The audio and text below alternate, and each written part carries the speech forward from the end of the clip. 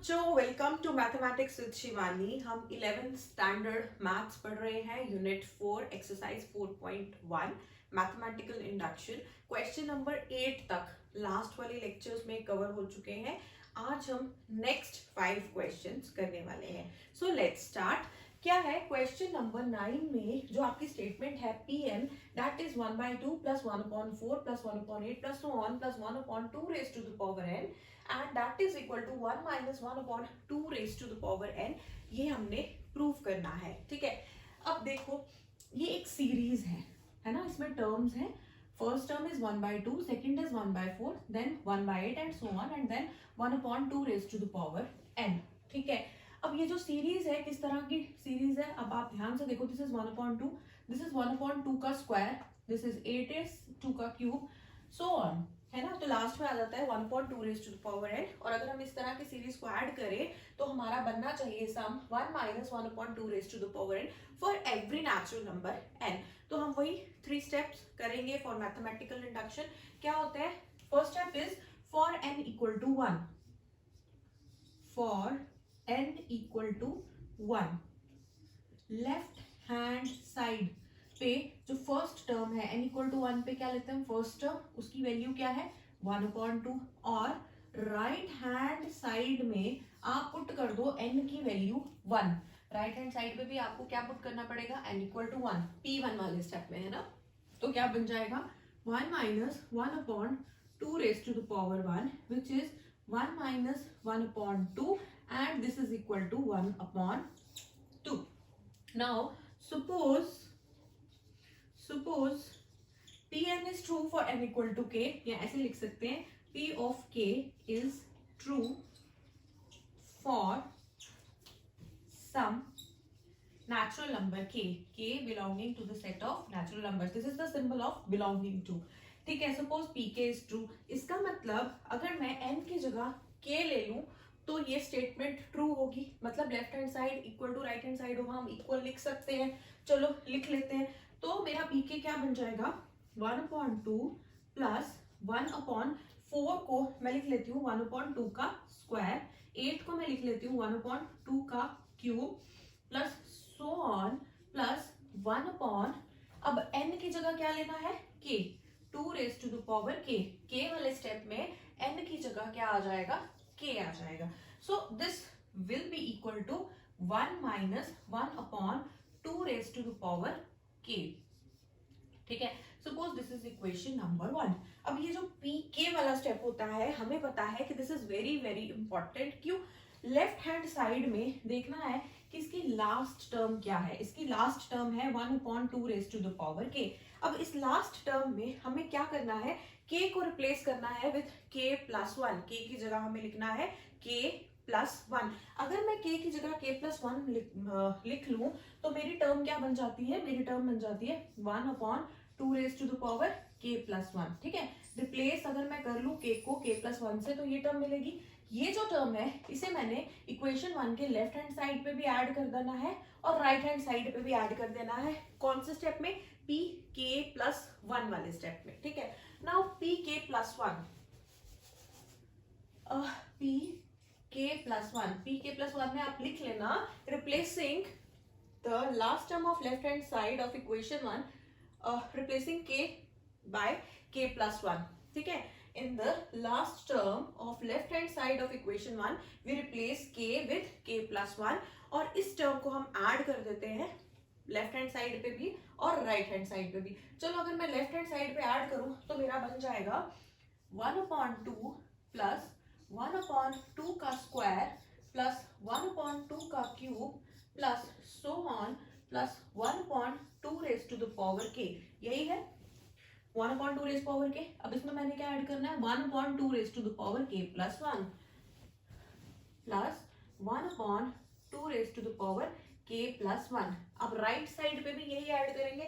Right side है 1 minus 1/2 raise to the power k, 1 minus 1/2 raise to the power k और इसमें हम add कर देंगे यही वाली टर्म जो है हमने लेफ्ट साइड पे ऐड की और यही टर्म हम राइट साइड पे ऐड कर देंगे 1/2 raise to the power k plus 1। आप एक चीज नोटिस कर रहे होंगे कि जितने भी क्वेश्चन हमने किए ना इंडक्शन के अभी तक, सेम स्टेप्स है, सब कुछ सेम ही चलता जा रहा है, ठीक है।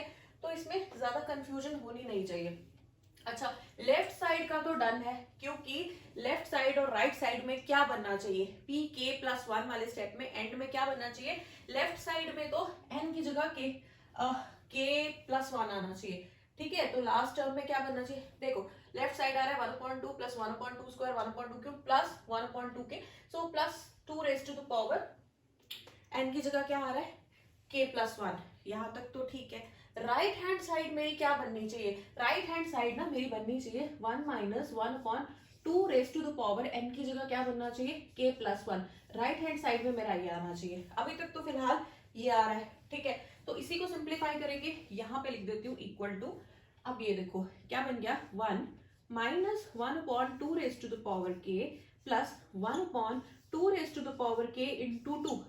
क्या मैं 2 raise to the power K plus 1 को ऐसे लिख सकती हूँ, 2 रेज पावर के इंटू 2, है ना। In multiplication bases are same, powers are added, 2 होता है 2 रेज टू द पावर 1, है ना। तो मल्टीप्लाई हो रहे हैं, और अगर मैंने पावर जो है इकट्ठे करने हैं, ये दोनों मल्टीप्लाई हो रहे हैं 2 रेज पावर के और 2 रेज पावर 1, तो पावर क्या हो जाएंगे, ऐड होके बन जाएंगे के प्लस 1, ठीक है। और यहाँ पे अगर तोड़ना है मैंने पावर को, तो लिखूंगी 2 raise power K into 2 raise to the power 1। अब देखो 2 रेज टू द पावर के इसमें भी है और इसमें भी है, तो कॉमन ले लेते हैं। So this is 1 minus 1/2 raise to the power K, तो मैंने minus 1/2 raise to the power K जो है वो कॉमन ले लिया। यहां से तो minus 1/2 raise to the power K बाहर चला गया, बच गया 1। ये प्लस था, माइनस एक बाहर चला गया है, तो अंदर भी माइनस बचेगा, minus of minus he plus होता है, ठीक है। सो माइनस क्या बचा 1, ये जो है ना 1/2 रेज टू द पावर के, ये तो बाहर चला गया, बच क्या गया 1/2, ठीक है।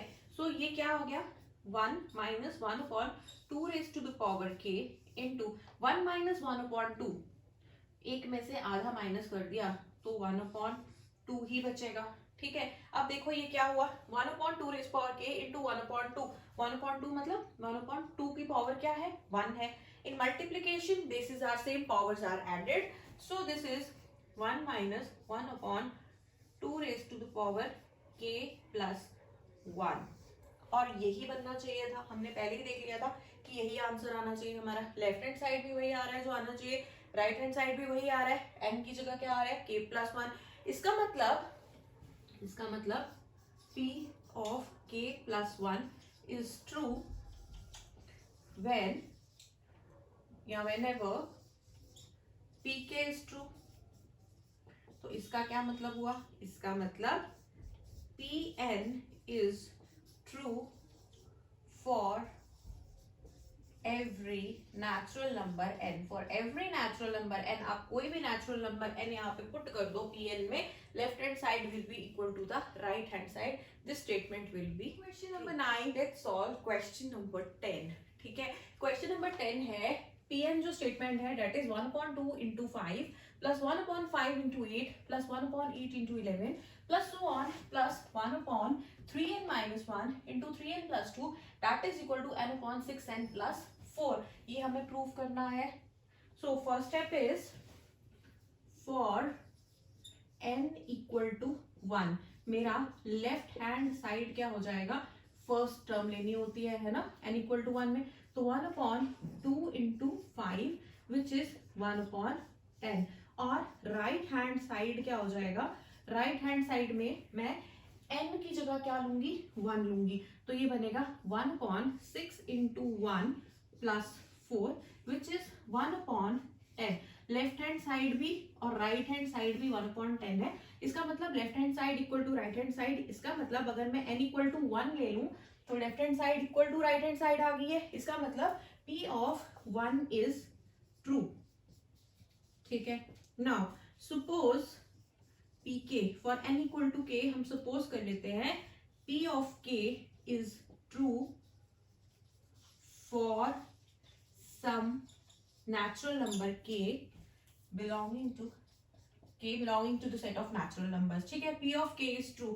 अब इसका क्या मतलब हुआ, अगर मैं n की जगह k ले लूं तो भी left hand side right hand side के बराबर होगी। इसका मतलब 1/2 2 into 5 plus 1 upon 5 into 8 plus 1 upon 8 into 11 plus so on plus 1 upon n की जगह आप लेंगे के 3k minus 1 into 3k plus 2। ये जो है ये किसके बराबर होगा? k अपॉन 6k प्लस 4 के बराबर होगा। ठीक है, लेफ्ट हैंड साइड पे भी n की जगह के, राइट हैंड साइड पे भी n की जगह K, and this is of course our equation number 1। अब इसमें क्या है, pk तो हम सपोज करते हैं pk प्लस 1 जो है हमें प्रूव करना होता है।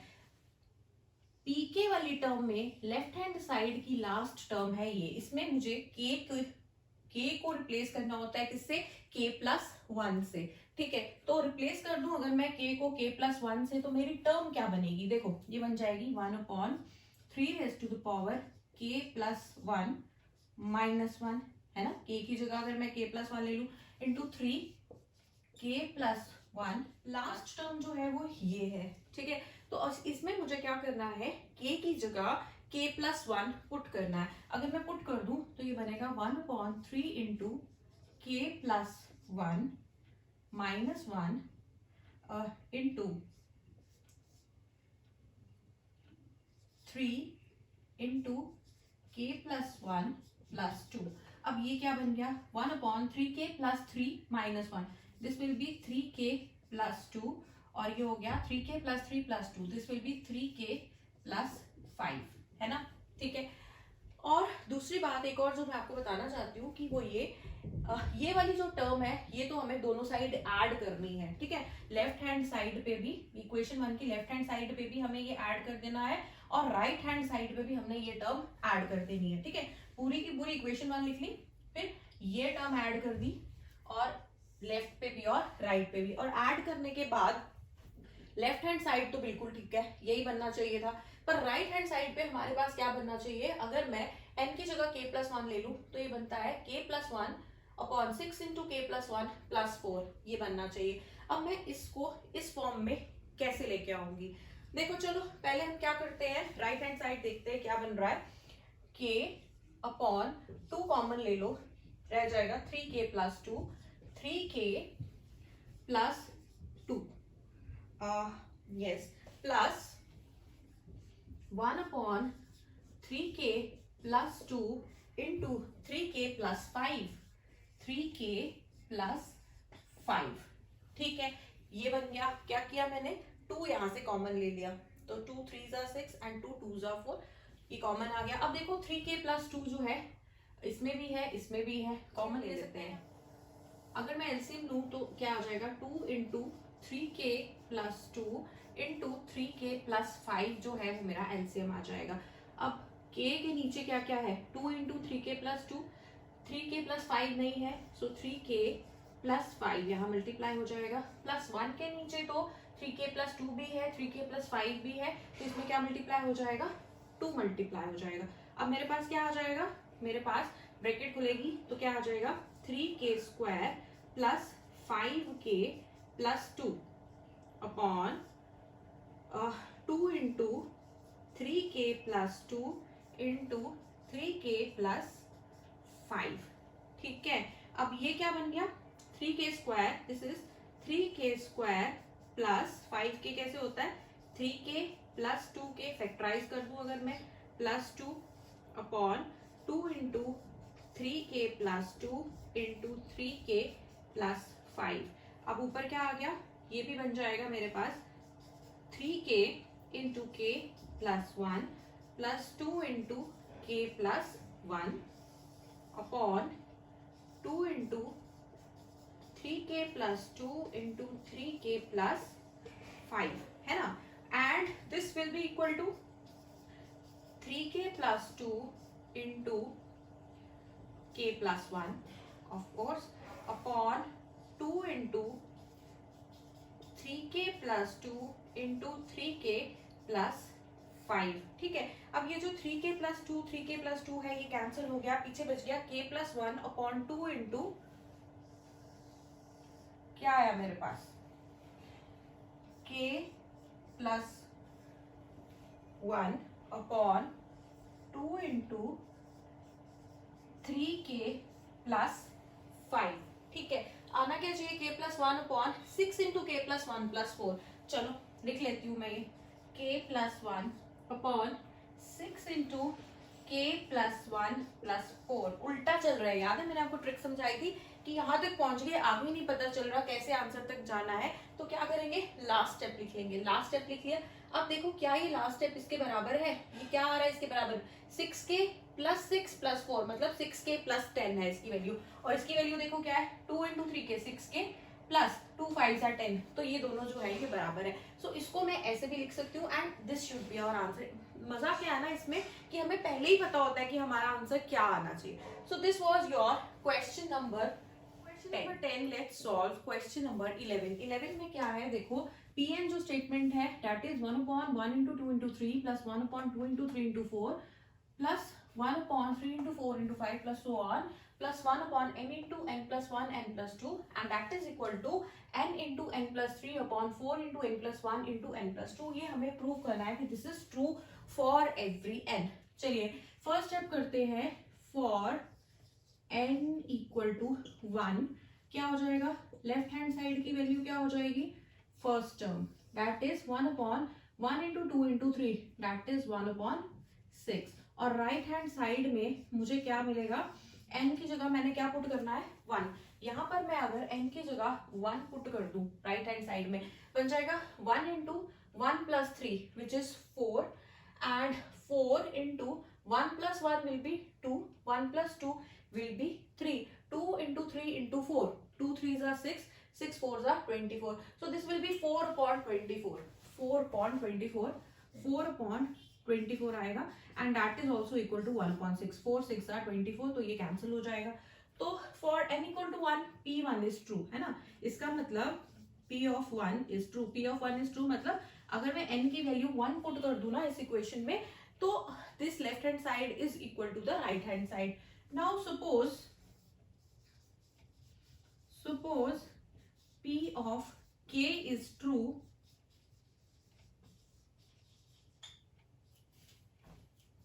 for some natural number k belonging to n।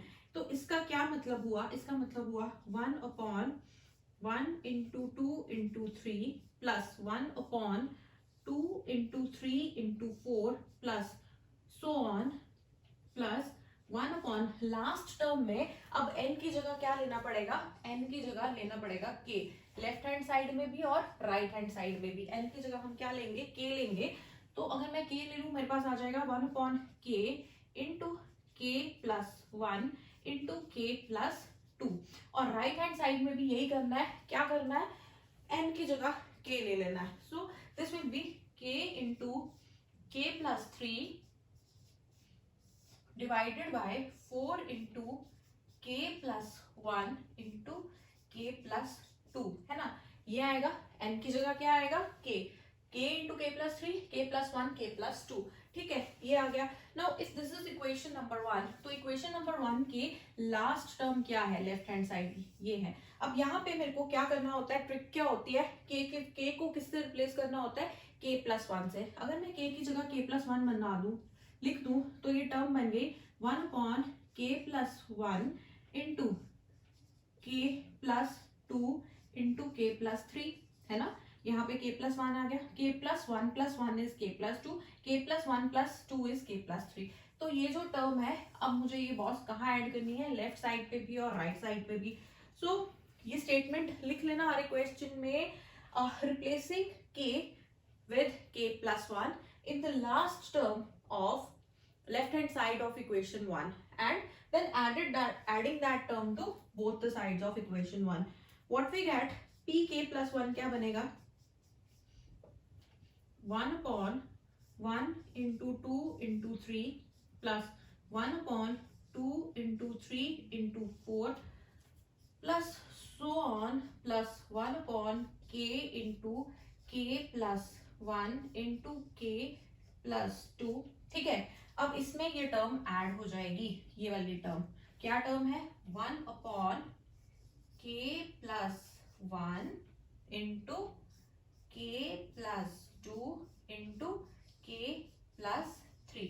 ये तो हो गया लेफ्ट हैंड साइड, ठीक है। राइट हैंड साइड में भी ऐड करना है इक्वेशन 1 के राइट हैंड साइड पे। इक्वेशन 1 का राइट हैंड साइड क्या है, के into K plus 3 upon 4 into K plus 1 into K plus 2 plus add क्या हो जाएगा 1 अपॉन के प्लस 1 के प्लस 2 के प्लस 3, 1 अपॉन के प्लस 1 के प्लस 2 के प्लस 3। ये जो है ये ऐड हो जाएगा, ठीक है।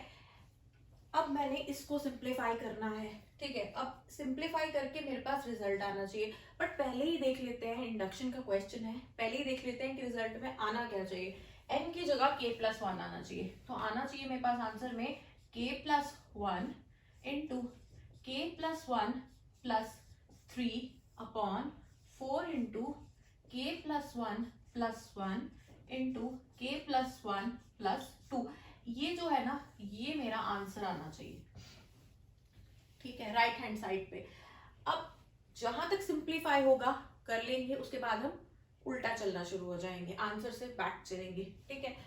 तो राइट हैंड साइड क्या बन रहा है अब ये देखते जाएंगे। राइट हैंड साइड मेरा देखो क्या है, के 4 के प्लस 1 के प्लस 2, यहाँ पे है के प्लस 1 के प्लस 2 के प्लस 3। तो एलसीएम ले लेती हूँ, एलसीएम ले लेती हूँ, क्या आएगा एलसीएम में 4 के प्लस 1 सेकेंड आ गया, के प्लस 2 थर्ड आ गया, के प्लस 3, है ना। ऊपर क्या आ गया, यहाँ पे देखो इसके नीचे है 4 भी है, के प्लस 1 भी है, के प्लस 2 भी है, के प्लस 3 नहीं है, तो इधर मल्टीप्लाई हो जाएगा के प्लस 3। सो दिस इज के इंटू के प्लस 3 पहले से था, एक और के प्लस 3 मल्टीप्लाई हो गया तो बन गया के प्लस 3 का होल स्क्वायर प्लस। अब इसके नीचे के प्लस 1 भी है, के प्लस 2 भी है, के प्लस 3 भी है, 4 नहीं है, तो यहाँ पे हो जाएगा 4 मल्टीप्लाई हो जाएगा 4 into 1 and that is equal to 4। अब क्या करेंगे, खोल देते हैं ब्रैकेट को, k इंटू के का square plus 2 into 3 that is 6k plus 3 का square which is equal to 9 plus 4 upon 4 into K plus 1 K plus 2 के प्लस 3, ठीक है। ओके अब देखो अब क्या बनेगा, अब क्या बनेगा हमारे पास आंसर में, यहां तक आ गया, इसके आगे क्या होगा। अब इसके आगे ना देखो क्या बन रहा है मेरा, अगर मैं k से मल्टीप्लाई कर दूं, ये ब्रैकेट खोल दूं, तो मेरा बन जाता है k cube plus 6k square plus 9k plus 4 upon 4 into K plus 1 K plus 2 के प्लस 3, यही आया। अब इसके आगे क्या आना चाहिए, मेरे पास तो आंसर ये आना चाहिए, इस फॉर्म में मुझे आंसर को कन्वर्ट करना है। ये गलत नहीं है पर हमें उस फॉर्म में आंसर चाहिए कि जहां जहां पे n है वहां वहां पे k प्लस 1 होना चाहिए, ठीक है। तो अब मैं क्या करती हूँ, इस फॉर्म में आंसर लाने के लिए सबसे सिंपल तरीका ये है, डायरेक्टली भी कर सकते हैं पर सबसे सिंपल तरीका क्या है, उल्टा कर लो, उल्टा चल लो, आंसर लिख लो। आंसर है k प्लस 1, आपको पता है आंसर में ऐसा होना चाहिए, into K plus 1 plus 3 upon क्या होना चाहिए, upon 4 into K plus 1 plus 1 K plus 1 plus 1 into K plus 1 plus 2 के प्लस 1 प्लस 2। ये के प्लस 1 प्लस 1 क्या है, जहां जहां n है ना pn वाली स्टेटमेंट में वहां k प्लस 1 आ रहा है। देखो यहाँ पे भी n था तो k प्लस 1, यहाँ पे भी n था तो k प्लस 1, यहाँ पे भी n था तो k प्लस 1 एंड यहाँ पर भी n था तो k प्लस 1 आना चाहिए, ठीक है। अब इसका उल्टा करो, ब्रैकेट्स जो है उनको मल्टीप्लाई कर लो। पहले तो k प्लस 1, पहले तो ये बनेगा k प्लस 1 इंटू ये क्या बन रहा है k plus 4 into k plus 4, 1 plus 3 is 4 upon, yes the answer should be right, k plus 4 upon 4 into k plus 2 k plus 3 k plus 2 k plus 3। ठीक है, अब क्या करते हैं, इसको हम मल्टीप्लाई कर लेते हैं, दोनों ब्रैकेट्स को मल्टीप्लाई करूंगी तो क्या बनेगा, k स्क्वायर प्लस 4k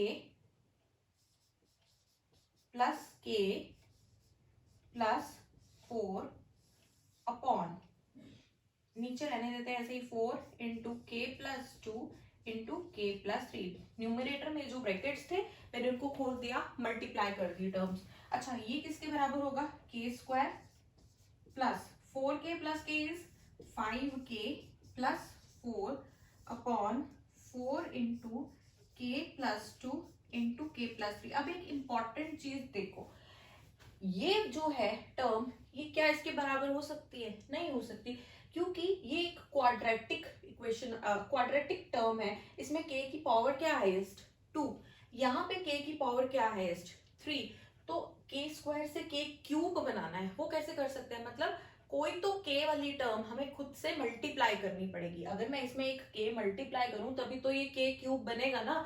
अच्छा, अब एक चीज जो याद रखने वाली है कि वो यहाँ पे क्या, मैं यहाँ k प्लस 1 से न्यूमरेटर में भी मल्टीप्लाई कर देती हूँ और डिनोमिनेटर से भी। अब आप बोलोगे कि याद कैसे रहेगा क्वेश्चन में कि यहाँ हमें k प्लस 1 से ही मल्टीप्लाई करना था। डिनोमिनेटर को ध्यान से देखो, इसका डिनोमिनेटर है 4 k plus 1 k plus 2 k plus 3, इसका डिनोमिनेटर है 4 k प्लस 2 k प्लस 3। मतलब कौन सी टर्म मिसिंग है, k प्लस 1 मिसिंग है। तो इसका मतलब ये हो गया, चलो पहले डिनोमिनेटर को लिख लेते हैं 4।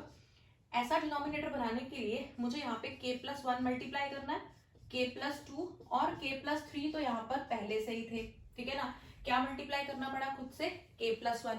अगर कोई चीज डिनोमिनेटर में मल्टीप्लाई होती है तो न्यूमरेटर में भी मल्टीप्लाई होगी, तो k प्लस 1 न्यूमरेटर में भी मल्टीप्लाई हो जाएगा। न्यूमरेटर है क्या मेरा, k square plus 5k plus 4, यही है। अब अगर आप मल्टीप्लाई करोगे ना तो क्या बनेगा, k इंटू के स्क्वायर हो जाएगा k cube, then k into 5k, 5k square and k into 4, 4k, 1 into K square will be 1k square, 5k square plus 1k square बन जाएगा 6k स्क्वायर, ठीक है। और यहाँ पे देखो 1 इंटू 5k क्या बनेगा, 5k प्लस 4 इंटू के क्या बनेगा, 4k, तो that will be equal to 9k and 1 into 4 क्या हो जाएगा, 4। मतलब ये जो दो टर्म्स है ना ये इक्वल है, इस टर्म को आप मल्टीप्लाई करोगे तो यही बनेगी, ठीक है। हमने क्या किया था, डायरेक्ट डेरिवेशन करते गए, यहाँ पर आकर स्टॉप कर दिया, फुल स्टॉप। फिर हमने आंसर लिख लिया कि किस फॉर्म में होना चाहिए हमारा आंसर, बैक चलते गए, ये जो ब्रैकेट है इनको खोल दिया, न्यूमरेटर वाली, सिर्फ न्यूमरेटर की ब्रैकेट्स को खोला, डिनोमिनेटर वाले नहीं। डिनोमिनेटर वैसे ही चलते गए, खोल दिया, ऊपर चले गए। अब पता चला कि ये तो क्वाड्रेटिक है और ये क्या है, क्यूबिक है ना टर्म। अब क्वाड्रेटिक को क्यूबिक बनाना है मतलब k वाली कोई टर्म मल्टीप्लाई करनी पड़ेगी। k वाली कौन सी टर्म मल्टीप्लाई करनी पड़ेगी, यहाँ पर जो है k प्लस 1 है और यहाँ पर आपके पास k प्लस 1 मिसिंग है डिनोमिनेटर में, तो k प्लस 1 हमने न्यूमरेटर में भी मल्टीप्लाई कर दिया, डिनोमिनेटर में भी। जब हमने मल्टीप्लाई कर दिया ये बन गया, और इस टर्म को आप न्यूमरेटर को मल्टीप्लाई करोगे तो यही बनेगा। और ये तब ऐसा तभी होगा जब आपके सारे के सारे कैलकुलेशंस जो है ना वो ठीक है। अगर कहीं आपने गलती कर दी, प्लस माइनस के स्क्वायर की जगह के क्यूब या कुछ भी गलती कर दी, कोई एरर ले लिया, तो फिर ये टर्म्स तो बराबर ऑब्वियसली नहीं आने वाली। तो बहुत कॉन्सेंट्रेशन के साथ आपको ये सारे स्टेप्स करने हैं, थोड़े लेंथी है, और जहां पे रुक जाओ ना, लगे कि नहीं निकल रहा इस फॉर्म में आंसर, तो उल्टा चलना शुरू हो जाओ। That is the basic trick in this exercise. So ये हो गया जी हमारा question number. After question number 11 अब बारी है क्वेश्चन नंबर 12 की। 12 में क्या है, फिर से स्टेटमेंट दिया है आपको और बताना है कि this is true for every natural number या for every natural number. And अब ये स्टेटमेंट ध्यान से देखो, ये जो है ना ये आपको आगे भी चैप्टर में करना है, ज्योमेट्रिक सीरीज है ये, ठीक है। तो जो एपीजीपी वाला आपका चैप्टर है अरिथमेटिक प्रोग्रेशन और ज्योमेट्रिक प्रोग्रेशन, उसमें ये आपको आने वाला है सीरीज, जहां पर टर्म्स ऐड हो रही हो ना वो होती है सीरीज। और ये कैसी टर्म्स है, फर्स्ट टर्म है a, सेकंड टर्म में हमने क्या किया, a में r मल्टीप्लाई कर दिया, थर्ड टर्म में एक और r मल्टीप्लाई हो गया, बन गया a r स्क्वायर। फिर ऐसे चलते गए और nth टर्म पहुंचते पहुंचते कितने r मल्टीप्लाई हो गए हैं, n माइनस 1 r जो है वो मल्टीप्लाई हो गया है a में। मतलब हर एक टर्म में एक r एक्स्ट्रा मल्टीप्लाई हो रहा है, ठीक है ना। सेकेंड टर्म में एक आर मल्टीप्लाई हो गया, फिर एक और आर मल्टीप्लाई हो गया, तो ये जो होता है ना, ऐसी सीरीज होती है ज्योमेट्रिक सीरीज, ठीक है। इनका जो सम है, सीरीज का जो सम, अगर आप सारे टर्म्स को सम करोगे तो ये एक फॉर्मूला बनता है जो आगे आपको याद भी रखना है। बट चलो अभी हम from the point of view of mathematical induction इसको सॉल्व करते हैं। स्टेप 1 में देखो, लेफ्ट हैंड साइड P1 के लिए फॉर n इक्वल टू 1, है ना। लेफ्ट हैंड साइड मेरी क्या हो गई, a, राइट हैंड साइड भी मेरी क्या हो गई, n की जगह अगर मैं 1 पुट कर दूं तो ये क्या बन जाएगा, a into 1 minus R upon 1 minus R, and that a into 1 minus R upon 1 minus R. So ये तो कैंसिल हो जाएगा, पीछे बच जाएगा a। तो लेफ्ट हैंड साइड और राइट हैंड साइड बराबर आ गई for n equal to 1। Now इसका मतलब क्या हो गया कि p of 1 is true. Suppose for n equal to k, pk is true, ठीक है। Suppose pk is true for some k belonging to n। कोई नेचुरल नंबर है कि उसके लिए मान लो pk जो स्टेटमेंट है वो ट्रू है। pk स्टेटमेंट मतलब n की जगह क्या लेना है, k, a plus A R plus A R square plus A R cube plus so on plus a R raise to the power. अब n की जगह क्या लेना है, n को किससे रिप्लेस करना है, k से, k minus 1 and that will be equal to a into 1 minus R raise to the power k upon 1 minus r। ठीक है, यहां तक ठीक है। Suppose this is equation number 1। n equal to k के लिए p के मेरी ये बनती है। लेफ्ट हैंड साइड की लास्ट टर्म जो है ना वो ये है। अब लास्ट टर्म में मैं k को रिप्लेस कर दूं k प्लस 1 से, तो क्या बनेगा, बन जाएगा a r raise to the power k plus 1 minus 1 and that is a r raise to the power k। तो ये टर्म जो है इक्वेशन 1 के लेफ्ट साइड पे भी मुझे ऐड करनी होगी और राइट साइड पे भी। नाउ pk प्लस 1 हमें प्रूव करना है कि ट्रू है, ठीक है। pk प्लस 1 बनेगी क्या, बनेगी a plus A R plus A R square plus A R cube plus so on plus A R raise to the power k minus 1 plus last term है A R raise to the power k, and ये किसके बराबर हो जाएगी, a into 1 minus R raise to the power k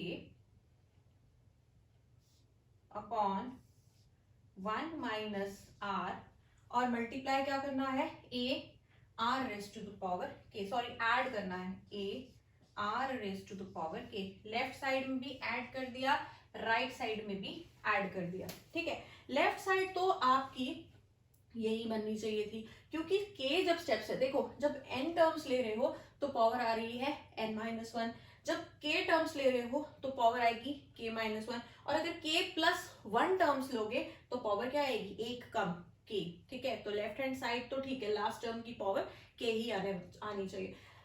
right hand side मेरा क्या आना चाहिए, राइट हैंड साइड मेरा आना चाहिए, आंसर मेरा बनना चाहिए, अगर मैं n की जगह k प्लस 1 ले लूं, बनना चाहिए a into 1 minus R raise to the power k plus 1 upon 1 minus R. ये बननी चाहिए मेरी राइट साइड, बन रही है ये।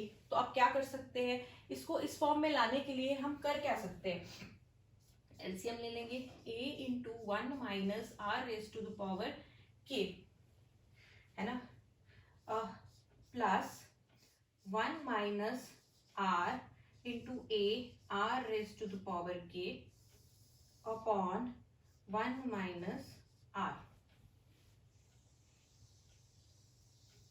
ठीक है।